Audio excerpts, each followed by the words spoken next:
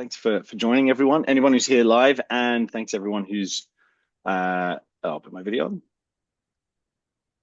Thanks everyone who's joining live, and thanks everyone who is watching this a bit later on. This is a bit of a flash AMA from us before Christmas, so it kind of serves as our end of year update as well as kind of just answering some of your questions. There's a lot to go through. David and I and Willem have been working hard on a lot of stuff. So let's dive into it. We've got a bit of an agenda today, which is we'll give you a bit of an update on the product and what stage one is doing and how we're doing it. Then we'll talk a bit about what's happening on liquidity trading on Raindex for ION, which is really exciting. And then kind of the next couple of steps around the semi-fungible tokens and pre-financing in the energy ecosystem, which is going to be a really important next step. And then finally a bit on the new branding that we've got coming out, which we're pretty excited about. So we'll kick off. David, is there anything else you want to add to that agenda? No, that's all. Very exciting. Yeah, cool. So let's talk about the product. I guess I'll give you the reason why we've gone back to this product and what it's looking like, and then maybe David, you can talk a bit about how we put it together, and then I can show the example. The biggest thing in this, I was at this biggest energy conference in the Southern Hemisphere about 2 months ago, and one of the key players from a major European renewable energy producer said every new renewable energy deployment in the world is going to need guarantees of origin going forward. And for those of you who are not in the energy space, that basically means what was the energy produced, when was it produced, how was it produced, is it guaranteed it was produced in that location at that point in time? It's all the specificities around that. And it's not actually about the trading of that, it's about knowing it's correct. And so knowing that it's true. And so that serves really well for ION and our connection with Holochain. Holochain to hold the data and ION to do the liquidity and trading on top of it. And what we've done is, we've been building this for 2 years, and so we kind of knew this was coming, and now it's kind of mainstream, and everyone knows they've got to have it for their renewable energy certificates, their virtual power purchase agreements, and all the things that happen in the energy market. And the energy market right now still runs on PDFs and Excel sheets, and to a certain extent, we still have to rely on that a bit because the customers we have still rely on that, but we're moving them into this new way of doing it. And so it's been a really exciting time to build this because it's actually very useful in the market. Things have been slow, as David has put into the Telegram chat a lot. Of course, this is enterprise level stuff we're doing. And so to get enterprises like large international, multinational companies over the line on this stuff takes time. And so I know it's frustrating from a crypto perspective in terms of time, what it takes, but from building a business that is going to have long-term value and token value, we think it's really important that we do it right from that start. But it's really exciting because now we're getting some traction on it. So we basically built the system, which we'll show you in a minute, which enables us to bring in the data from a renewable energy plant, so solar on top of a factory or a wind farm or even biofuel or hydrogen generation, capture all the data that we need to verify that it was really from that place at that point in time, and even third-party data into the model as well, capture all that, store it in a decentralized way, the actual data, and then provide a mint tokens based upon the amount of energy that's produced in that place at that point in time.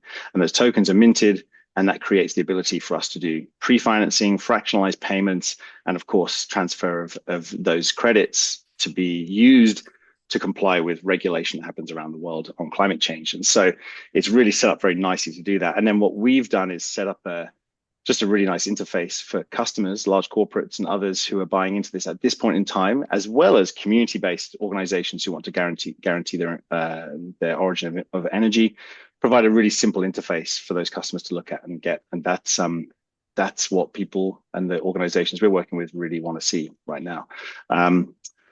So that's kind of the overview of why we're doing it. David, do you want to talk through a bit on the technical side of what that looks like? Yeah, I'm just wondering if because you were going to show some stuff, maybe you show it and then talk through on the technical side how it works. So people have got a picture in their mind.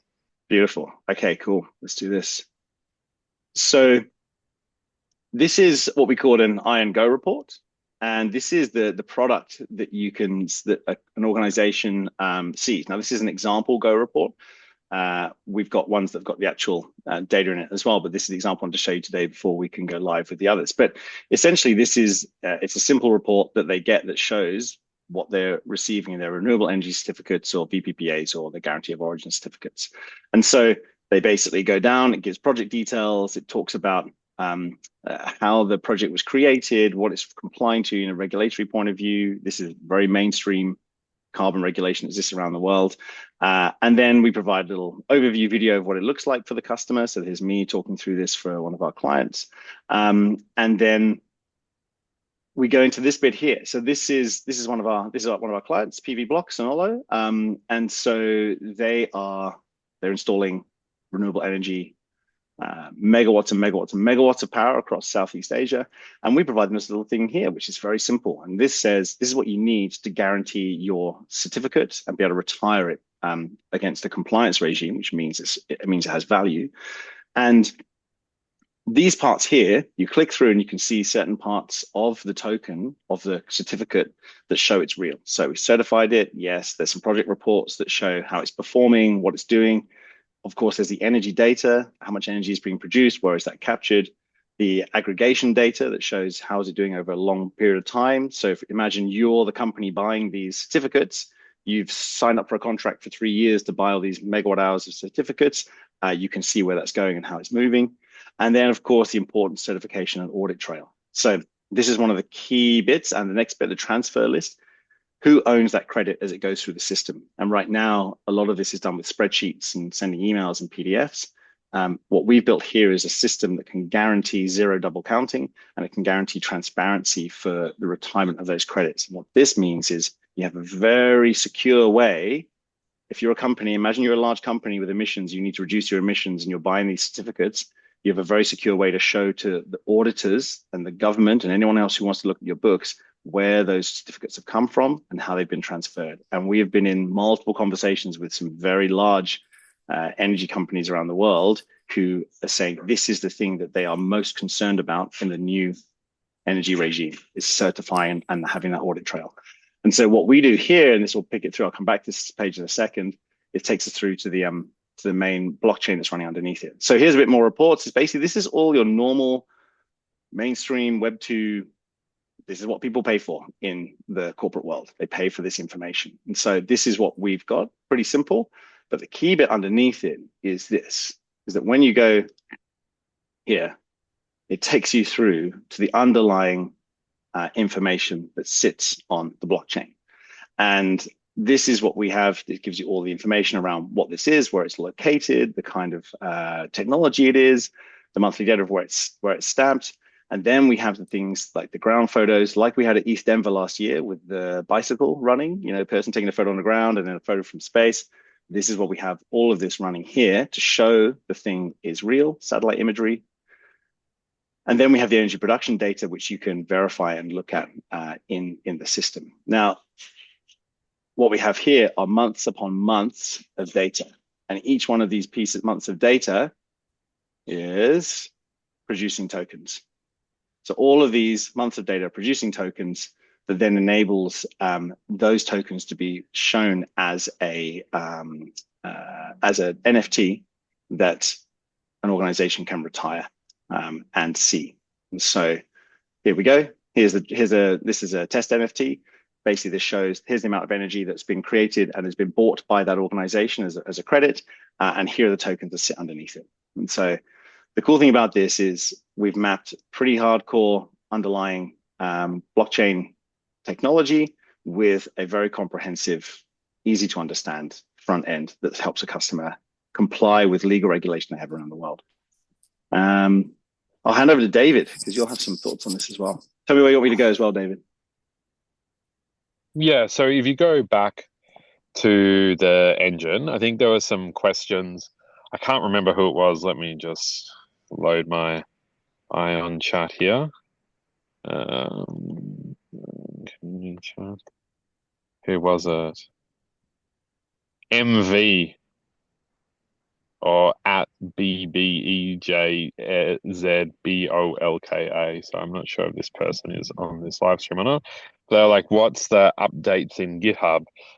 And as I was describing there, what we're doing is actually using a semi-fungible token protocol that was invented primarily by David Meister, who is one of the core holochain engineers, and he and I started working together on a lot of blockchain integration stuff in, I think it was like almost 5 years ago now.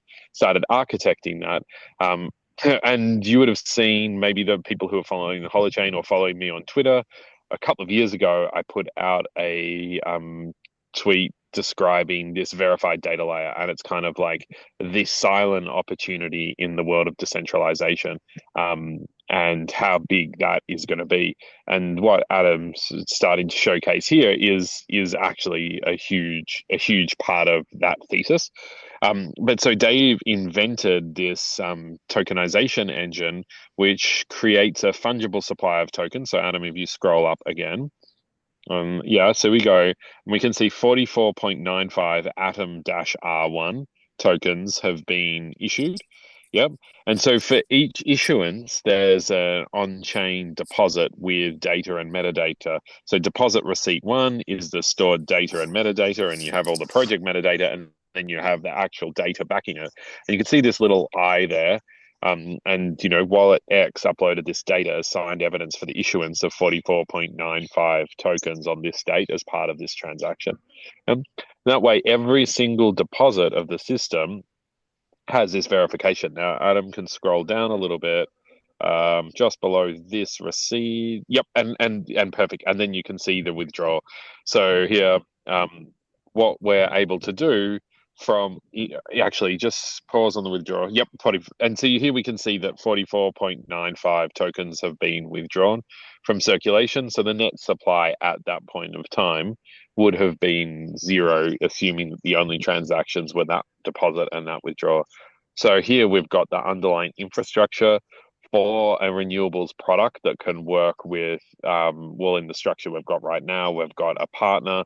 That partner has a number of customers. And those customers have their customers, which is the regulatory body, or other businesses. And so we can create two markets for these RECs. One is the regulator market, and having them withdrawn, right? And when we have the transparency there, and the other is a secondary market where you can trade these various assets, and then they can enter into other businesses' hands for them to be able to use as offsets or however they want to use these renewable energy credits, because you can make that viable market because there's all the data stored backing the generation of these credits. So it's been a long-standing approach to build the kind of technology infrastructure that does two things. So here, the semi-fungible token allows us to manage a receipt-based system that we've just been describing, as well as start to build a secondary market for the REX, because we have this fungible token. So we have like the two interplays token standards. Then for people exploring the platform, there's all of these roles. So I don't know if you want to, yeah, just highlight the roles. You probably just go to audit trail, to be honest, is easy. Actually goes down to roles in the drop down just below transfers. Yep. Okay, and you can see the operator role. So here, so everything is on chain. Yeah, this part is all blockchain based. Everything is on chain. So all the roles, so the ability to deposit or withdraw, etc., is all on chain roles. Now, in some of the customer deployments that we've got coming, there are multiple sites per project, and so they'll have multiple depositors per project. But it's an infinitely scalable role based system. And then in the audit trail, we can see everything that all the different activity. So again, we can use that with regulators, with customers, etc. We've got the underlying foundation, and then we also have a certification layer. So a third party will come and verify all of the data, all of the inverter data, project data, verify the project's real, and then verify all the on-chain data, and then issue an on-chain certification and or report, where then essentially what happens is the fungible token is allowed to be traded if the system is certified. If the system failed certification, it has to get back into good standing. before then the ERC20s are available to be transferred. And you can see in the certifier, you've got the ability to attach metadata. So yeah, you just like we saw in the receipts and the proof of reserve system, the same thing for the audit report. And then, Adam, if you go to Mint, you're not connected, so you won't have the role. But yeah, if you go to select metadata structure, yeah, in the drop down there. No, in Mint. Yeah, yeah, attach metadata. Down the drop down. Great, perfect. Okay, so you can see that there are multiple schema, and if you want to click on the schema, it should generate the yeah, perfect. So you can see when the forms, the input forms are all JSON generated. What that means is that for different assets, we can have or for an asset, we could have multiple schema types per asset. So again, if we have so what that enables us to do just is build products. Like we could build with Sonolo a product for a major brand, and that could be country specific across a single plant.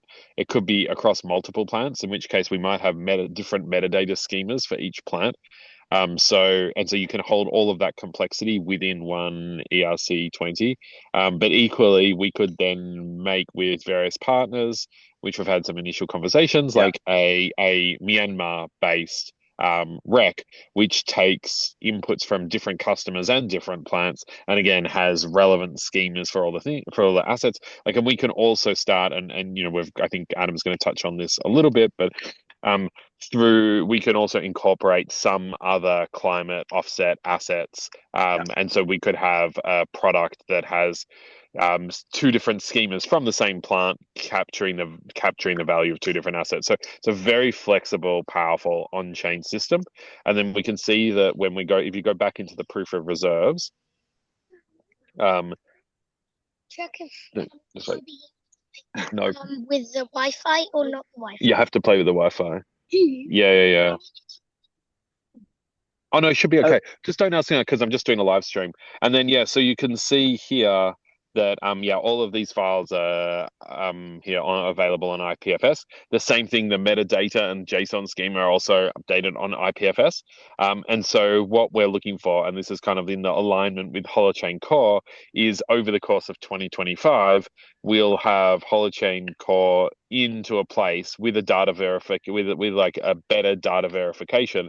So we'll be able to port out IPFS and be running verified data holochain systems. And then also, there's a ton of iteration on the data transforms that Adam's not showing on this that you'll also be able to see. So what should happen is this starts with a blockchain token and proof focus, and then over time it's going to move more and more into verified generation data where there are a ton of opportunities. And that's really great explanation, because the cool thing we have with the system as well is the third parties. So the key bit about the third party here is that you can actually have third parties come in and verify what's happening. So we have both first party, which means, hey, our client's given us photos, that's cool. But then we can have incentive mechanisms for third parties to come in and audit that, and they can place that all into the structure here. And so what that means is we can have standard auditors come in and look at this, standard people, but we can also start integrating. We're talking with a number of organizations in Web3 who can provide some of the data we need purely also based on Web3, like absolute guarantee of location, satellite imagery, weather data. All of this can be focused and placed into the system. And so what it means is we've got a system here that we just stack in another layer of data as we form those partnerships, and it seamlessly integrates into the system. And so what we do is we end up moving from just having first party, hey, here's my renewable energy plant, to having, yes, here's my renewable energy plant, but here are all the audits that come in that support that. And that then opens up the opportunity for incentivization through tokens and payment for validation and verification. And this is one of the big things that came out of ETH Denver last year, and working with Josh on this is the validation mechanisms that sit underneath this when we get to stage 2 and stage 3 of IOEN, which is holochain powered boxes associated with these assets that then trade and validate with each other. And if you go back to our first white paper that we wrote, it's exactly what we had there. It's just those steps are much more clear and real. So it's really exciting. I mean, Oh, David and I are pretty excited about it because we can see what's happening with it. And the Yeah, cool, oh, I should, Adam, let me just address that question. So I think like one of the questions yeah, so basically this front end, for those who've asked, just ping me in Telegram and I can send where the code base resides, etc. But yeah, I think this front end lives in a organization called Guild Lab, which is Dave and I established ages ago to build open source technology. It's then there's a couple of things. So there's actually a non-workflow management version of this, which was called ETH Guild. mm, And at the moment, that's also powering a protocol called Cyclo, which has started running on Flare, which is basically a liquidation-free leverage protocol. So essentially the receipt-backed system. Now we're using that, and then there's an automatic front-end builder. So we're actually able to go to the market without needing to ION itself pay for the building of this innovative technology. So we can focus much more on the customer adoption, the demand for the Rex, the putting together these kind of new and innovative products, build our market share, and then as that grows and the treasury grows, then there's specific technical innovations that we will invest in. But one of the major decisions we made a couple of years back is instead, and I reference this on Telegram, but instead of open-ended, effectively like blue sky technology development that was based on the expectation that if you build something cool, people will come and use it, which is like absolutely not how the structure of the energy industry works.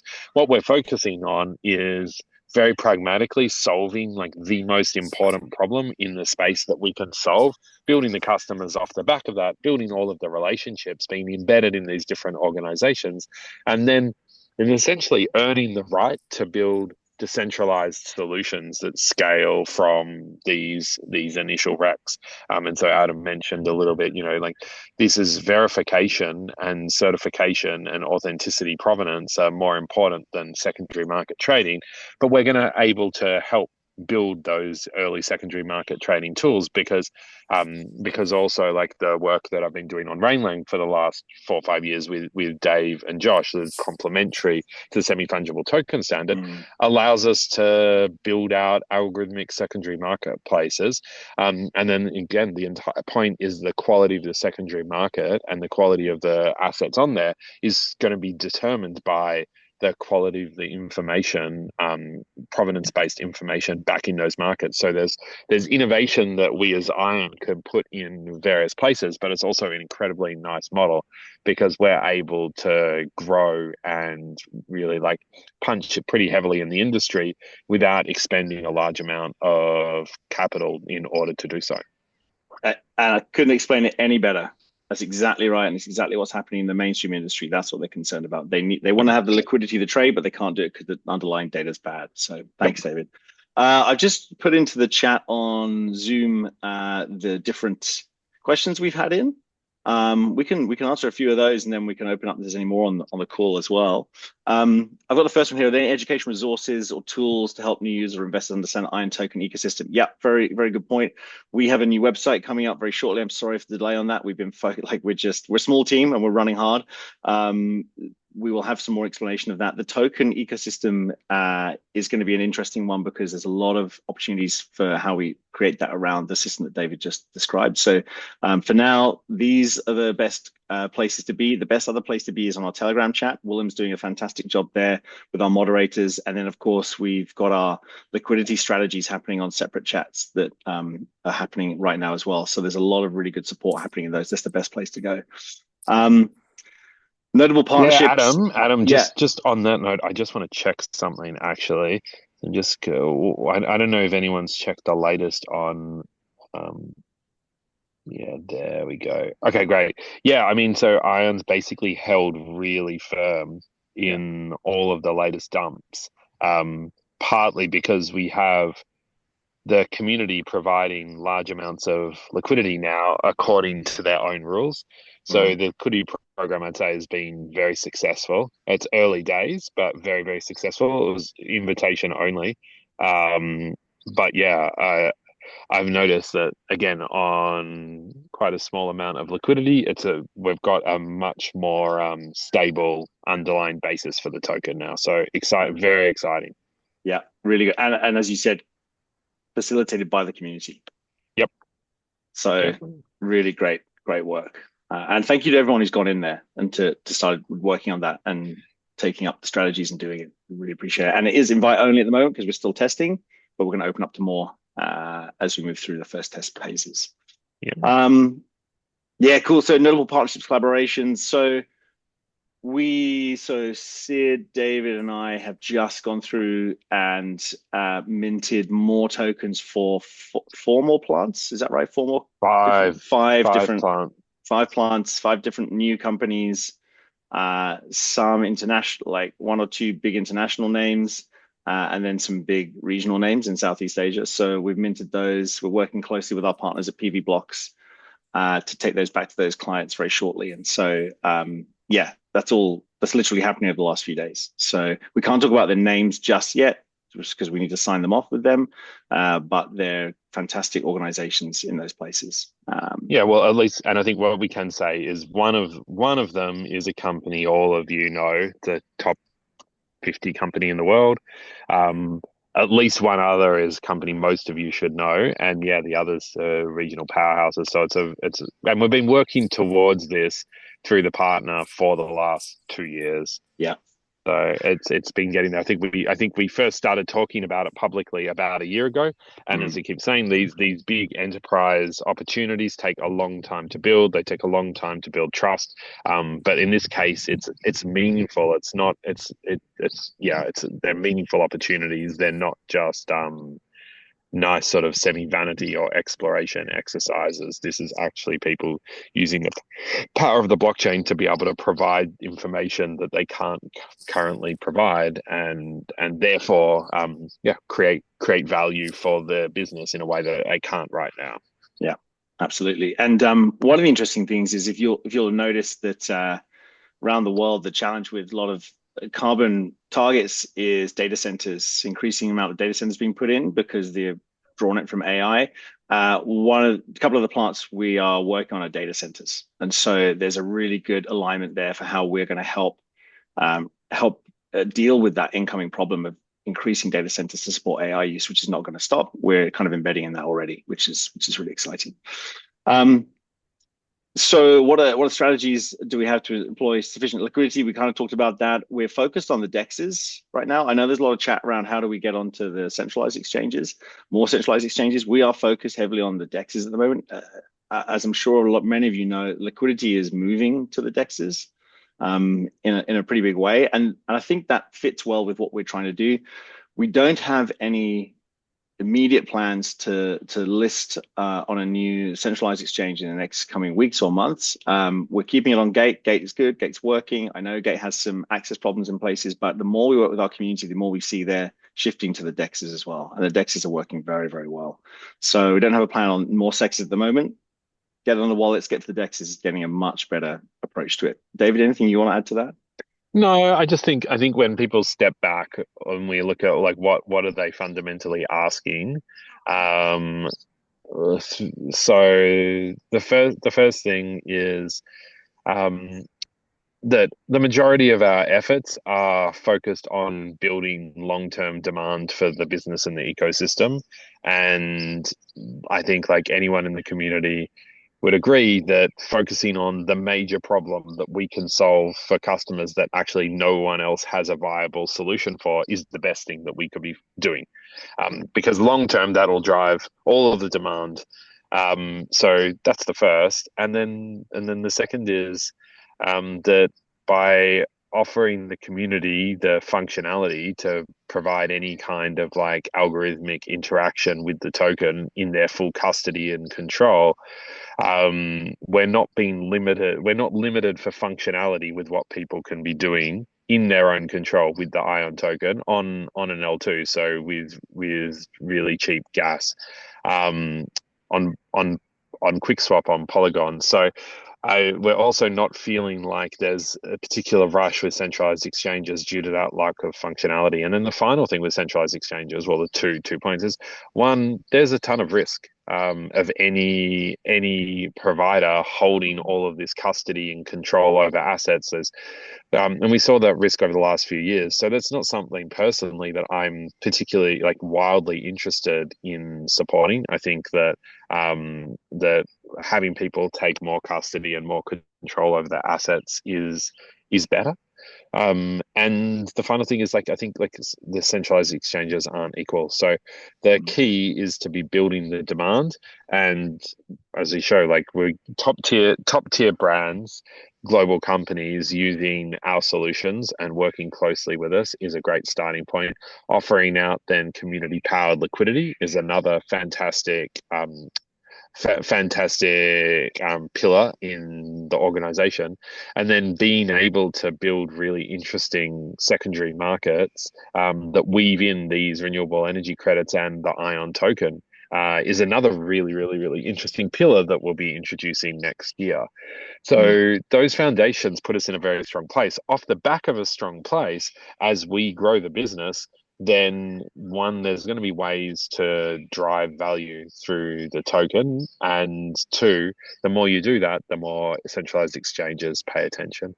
Yeah. And then you get the right listings at the right time on the right terms because everybody's demanding it. So that's where I'd like to be. Feel like we've got the capability of building that. So there's no point settling to overpay on a centralized exchange listing. And if even you look at the market pricing right now, like QuickSwap is a more solid venue for us than Gate. And actually the QuickSwap price right now is, I think it's like 15%, 20% higher or something like that than on Gate. But we're getting reliably more volume there. And that's only early days of our liquidity work with a fraction of the community involved. Yeah. So I think what we're trying to do is change the paradigm of the question and use centralized exchange to our advantage rather than seeing it as like we need to go hunt them. They'll come hunt us the more success we create. Precisely. So it's a really wonderful explanation. It's not we're anti going on centralized exchanges. It's just the right time under the right conditions. Yeah. So yeah, brilliant. Do we see any regulatory hurdles that could stifle ION's growth or functionality, and how do we plan to mitigate these risks? To be honest, the regulation is working heavily in our favor. So the regulation, there's two parts of regulation. The first bit is the climate regulation around the world is heavily in our favor, that they need auditable. Like in Australia, for example, all companies and in Europe are going to be audited on their carbon and what they're buying in their certificates, and that means they're going to have to show it's real. So I think that gives us a really good advantage. And the second part is the acceptance, sort of much more mainstream acceptance of where blockchain and crypto sits in the economy. And I think that I don't foresee any significant regulatory hurdles on this, purely because we're not trying to go out and deliver peer-to-peer trading everywhere around the world right now. That doesn't make sense. The stuff we're doing is supported and actually is incentivizing organizations to come to us and ask us for help because of the regulation.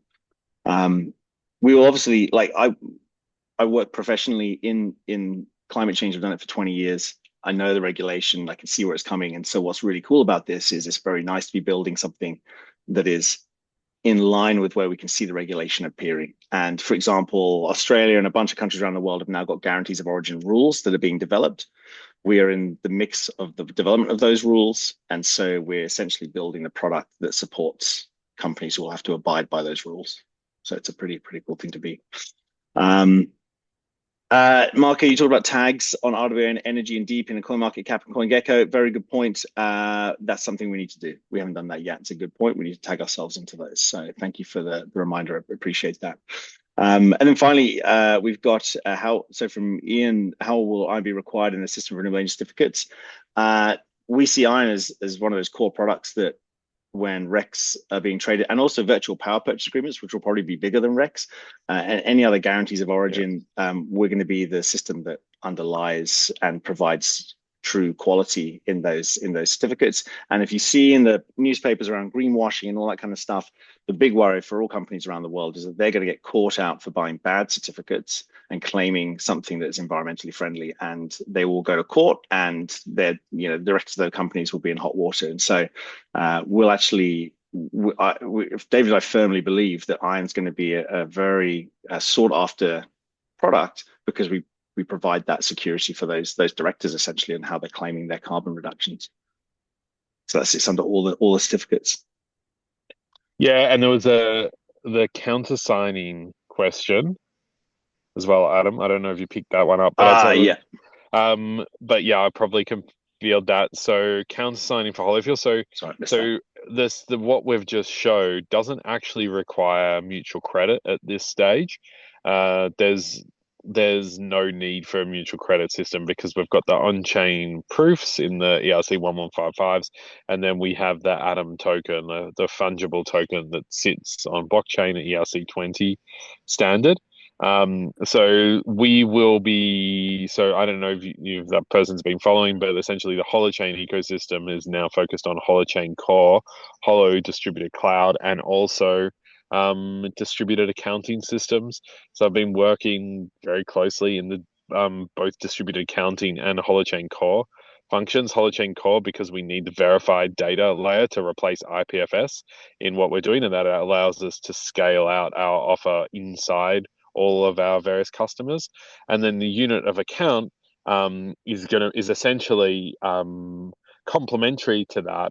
So what we'll eventually be able to do is have verified basically inverters and other devices, and have verified feeds of those other devices. So the megawatt hours or kilowatt hours or watt hours or whatever unit is created is actually sitting in a distributed currency that then interfaces with the semi-fungible token system and is used to create the REC. So at the moment, our consumption of our megawatt hours is on a spreadsheet that's uploaded and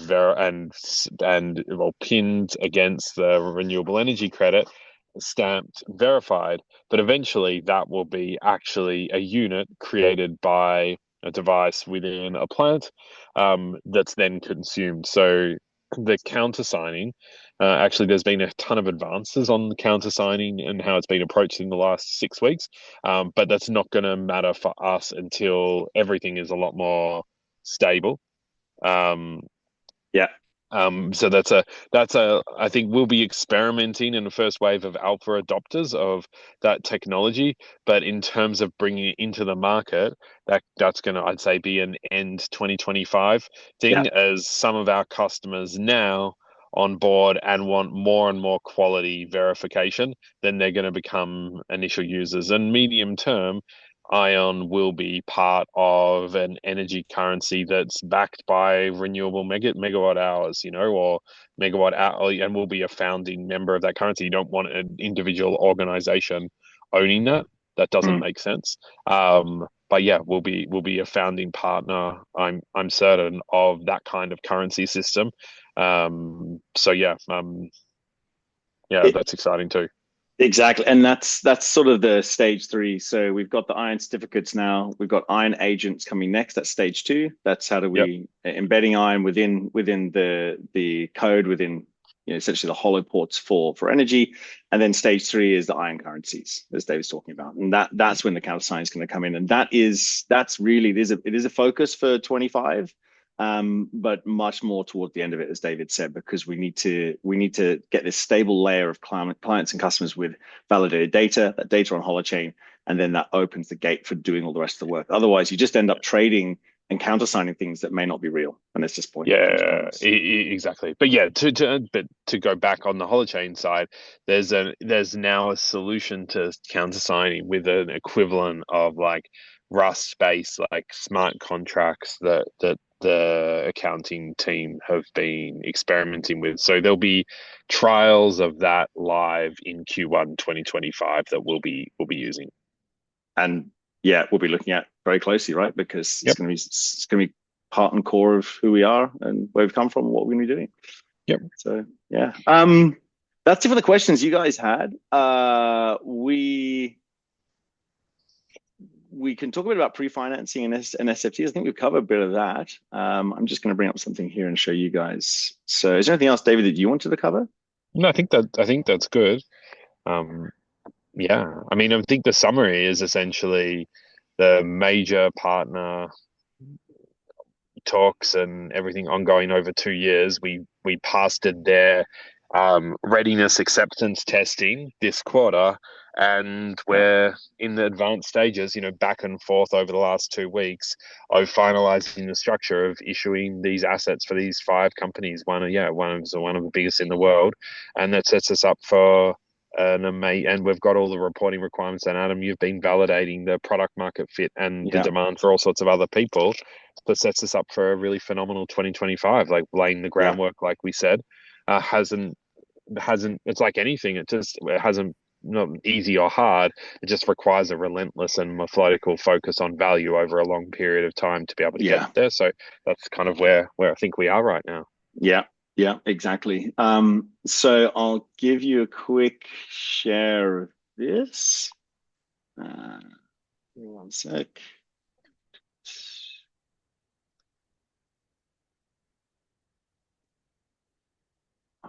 Here we go. Give me a sec. So